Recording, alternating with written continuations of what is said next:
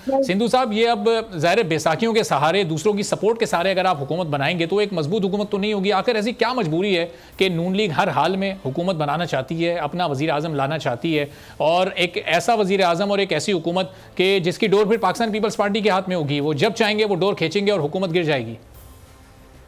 जी बहुत शुक्रिया। सबसे पहले तो मेरी बहनों की तरह सायरा बानो बड़ी दबंग स्पीकर है, बड़ी दबंग खातून है, और मैं उनकी दिल से बड़ी कदर करता हूँ। हमेशा किसी भी प्रोग्राम पे हो मैं सुनना जानबूझ के सुनता हूँ कि मुझे बहुत कुछ सीखने को मिलता है।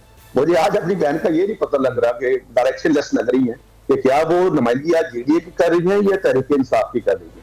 अगर तो वो जेडीए की नुमाइंदगी कर रही है मेरी बहन, तो मैं उस तरह से जवाब दूंगा। अगर वो पीटीआई की नुमाइंदगी कर रही है तो उसकी नुमाइंदगी कर रही है। अगर आप मेरी बहन सुन ले, मैं आपकी भी नुमाइंदगी कर मेरी सिस्टर सुन ले आप, अगर आप तो भाई को मौका देते। सिंधु साहब, आप नून लीग की मजबूरी बताएं ना कि आखिर ऐसी मजबूरी क्या है कि हुकूमत में शामिल होना ही होना है और वज़ारत उज़्मा पर बैठना है। कोई मजबूरी नहीं है। देखें, अभी सायरा बानो साहब ने फरमाया कि एंटी स्टेट इलेक्शन किस पे जाएगा। देखो, जो शख्स मुश्किलात बताता है और उनका हल नहीं बताता, उसके पास क्या जवाब रह सकता है किसी बात का। इमरान खान साहब को और मियां शबाशी साहब ने ये कहा कि उनकी जो सबसे ज्यादा सीटें आई है 92 या 93, तो वो जो है अपनी गवर्नमेंट बनाए। लेकिन एक बंदा कहता है कि मैं किसी से हाथ मिलाना पसंद नहीं करता, ना मैं एमपीएम से हाथ मिलाना पसंद करता हूँ, ना मैं पीटीआई, ना पीपल्स पार्टी से, ना पीएमएलएन से। तो क्या डेमोक्रेसी इस तरीके से चलती है? मैं इंटरनेशनल लॉ का स्टूडेंट हूँ, मैंने तो नहीं देखा आज तक डेमोक्रेसी इस तरह से चलती हो। डेमोक्रेसी में हमेशा इसी तरह होता है कि कुछ लोग कुछ दो, इस तरीके से होता है। और यहाँ पे तो गवर्नमेंट एक वोट पे भी कायम रही है। आपको याद होगी जमाली साहब वाली गवर्नमेंट सिर्फ एक वोट पे कायम रही थी।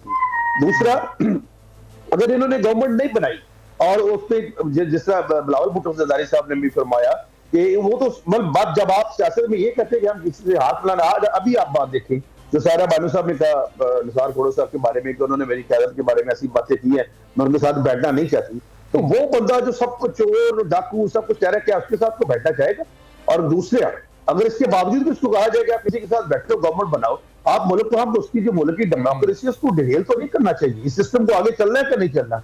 मैंने आपसे रिक्वेस्ट करनी है कि ज़िल्ज़िला और मार्शल ये कभी पूछ के नहीं आते, और अगर कोई ऐसी बात हो जाती है तो फिर मुल्क और बहुत पीछे चले जाते हैं। आम आदमी का जो जिस्म और रूह का रिश्ता बरकरार रखना जो है ये बहुत जरूरी है।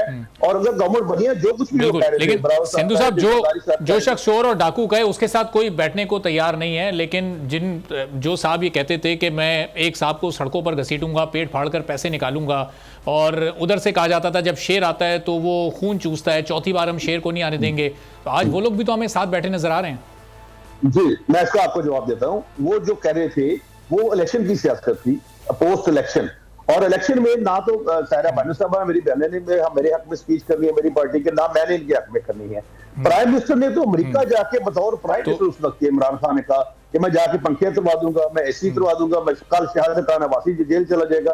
तो सिंधु इलेक्शन कैंपेन जो होती है वो क्या वो झूठे दावों की बुनियाद पर होती है, फिर उसमें झूठे ख्वाब दिखाए जाते हैं और झूठे सियासी बयान दिए जाते हैं? देखिए, मैं वो बंदा हूं, मेरा फैब्रिक ये है कि मैं आपसे सच बोलने कहिए कि इलेक्शन में एग्जैजरेशन भी होती है, इलेक्शन में बहुत कुछ कहा जाता है।